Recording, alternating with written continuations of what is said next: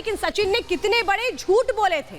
क्यों झूठ बोले थे भाई, किसके कहने पे झूठ बोले गए थे? ये झूठ मैं आपको बता रही हूँ। सीमा से सचिन ने शादी की, पहला झूठ उसने ये बोला, उसने कहा हमने तो नेपाल में पशुपतिनाथ मंदिर में शादी कर ली है।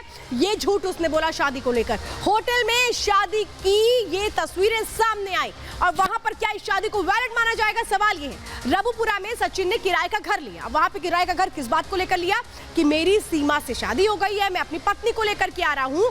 सीमा से वहां पर कोर्ट मैरिज की बात कही। वहां पे ये नहीं कहा कि मैंने मंदिर में शादी कर ली, कहा कि हमारी तो कोर्ट मैरिज हो गई है इसलिए हम साथ में रहना चाहते हैं। लेकिन इसके अलावा अंजू की बात अब चलिए जरा मैं कर लेती हूँ। ये तो आपने सीमा का खेल देखा है, लेकिन अंजू के खेल में भी क्या कुछ ऐसी चीजें हैं जो छिपाई जा रही हैं। अब वो तस्वीरें मैं आपको सीधे दिखाने जा रही हूँ। देखिए ये जो तस्वीरें आप देख रहे हैं ये बहुत ज्यादा गंभीर तस्वीरें हैं और ये इसलिए मैं आज आपको दिखा रही हूँ क्योंकि आप ये समझिए कि ये जो बुर्के में नजर आती है अंजू, एक तरफ तो कहा जा रहा है कि धर्म नहीं परिवर्तन किया गया है, लेकिन अगर ये विजिटर के तौर पर गई है, अगर ये टूरिस्ट के तौर पर के गई है, तो फिर इस तरीके से बुर्के को पहनने की क्या जरूरत थी?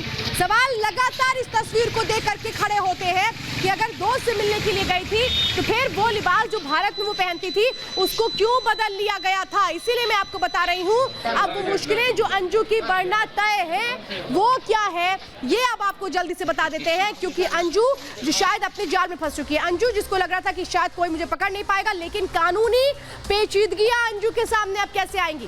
पाकिस्तान जाने पर कानूनी तौर पर फिलहाल क्योंकि वीजा है उसके पास कोई मुश्किल नहीं है। नसरुल्लाह से निकाह साबित हुआ तो फिर मुश्किल हो जाएगी। बिना तलाक लिए दूसरी शादी गैर कानूनी है। शिकायत मिलने पर उस पर अब एक्शन भी हो सकता है क्योंकि अरविंद उसका पति कह रहा है कि कोई तलाक नहीं हुआ है। आईएसआई के एंगल से भी पूछताछ हो सकती है। ये कानूनी पेचीदगियां, कानूनी पहलू में बता रही हूं अंजू के। अब अंजू का जो परिवार वाले हैं वो क्या कह रहे हैं? पिता ने भी रिश्ता खत्म करने की बात कही। उन्होंने कहा मेरी बेटी मेरे लिए मर चुकी है, बच्चे भी अंजू से दूरी बना सकते हैं। अब कस्टडी के लिए कानूनी लड़ाई लड़नी पड़ेगी क्योंकि अरविंद कह रहा है बच्चों को तो मैं रखूंगा। तलाक के लिए भी कानूनी जंग लड़नी पड़ेगी, लेकिन अरविंद कह रहा है जो पति है अंजू का कि मैं तलाक नहीं दूंगा। और चलिए अब मैं आपको बताती हूँ वो बड़ी बातें जब आज हमने बातचीत की है अंजू के पति से, तो उन्होंने अब बड़े खुलासे क्या किए वो सुनिए। क्या अंजू अरविंद से मांग रही है तलाक? पाकिस्तान से खबरें ऐसी आ रही हैं कि वहां पर अंजू ने ये कहा है कि आपसे उनका तलाक हो चुका था भारत में। इस पर क्या कहेंगे आप?